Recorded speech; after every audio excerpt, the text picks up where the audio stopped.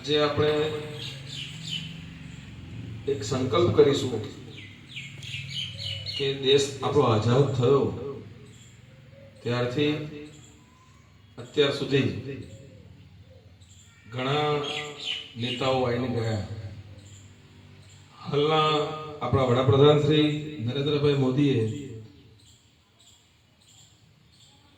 11 વર્ષ પર પહેલા જ્યારે સત્તામાં આવ્યા ત્યારે એક બીડું ઝડપ્યું કે સ્વચ્છતા અભિયાન.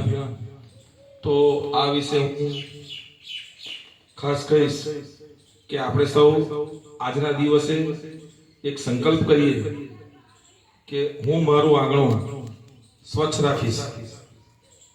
જો આપણે સૌ આપણું આંગણું સ્વચ્છ રાખીશું તો ગામના સ્વચ્છ થતા વાર નહીં લાગે, અને ગામ જો સ્વચ્છ થશે તો કાલે તાલુકો, જિલ્લો અને આપણું રાજ્ય સ્વચ્છ થશે.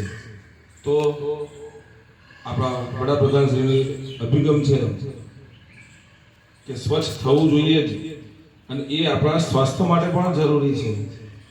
હાલ મોટાભાગના લોકો વાતો કરતા હોય છે કે અમેરિકામાં આમ છે, કેનેડામાં આમ છે, ઓસ્ટ્રેલિયામાં આમ છે, સિંગાપુરમાં આમ છે, પણ એ વસ્તુ આપણે શક્ય છે તો છે જ. એ આપણાથી છે. ખાસ કરીને કોઈ ના કરે, આપણે એ પ્રયત્ન કરવો કે પ્લાસ્ટિક હોય તો વ્યવસ્થિત ડબ્બાબંધ નાખવું, કોઈ પણ જગ્યાએ બહાર કચરો નાખવો નહીં, ઘરમાં ડસ્ટબિન રાખવું. આ પ્રવૃત્તિ જો આપણે શરૂઆત કરીશું ને, એક એક કરીને આપણે સંકલ્પ કરીશું તો એ સંકલ્પ પૂરો થતા વાર નહીં લાગે. દેશની આઝાદીની લડાઈમાં ઘણા લડવૈયાઓએ પોતાના પ્રાણની આહુતિ આપી છે.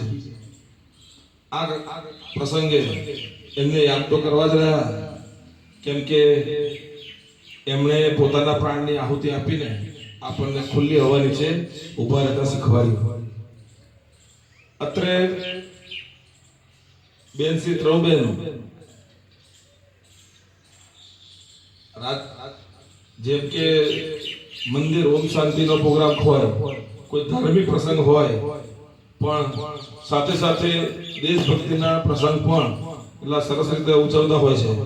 એનું મુખ્ય કારણ એ છે કે આપણામાં ધાર્મિકતા તો હોવી જ જોઈએ, પણ ધાર્મિકતાની સાથે સાથે દેશ પ્રત્યે આપણી શું જવાબદારી છે એનું પણ આપણે પાલન કરવું જોઈએ. અત્રે હું વિશેષ ખાસ નહીં કહેતા, આપને ફરી સૌને એક વિનંતી કરું છું કે આપણો દેશ આઝાદ થયા પછી જો 75 વર્ષ પછી પણ આપણા વડાપ્રધાનને કહેવું પડતું હોય કે સ્વચ્છતા રાખો, તો એ આપણા માટે થોડુંક દુઃખવાળી વાત છે.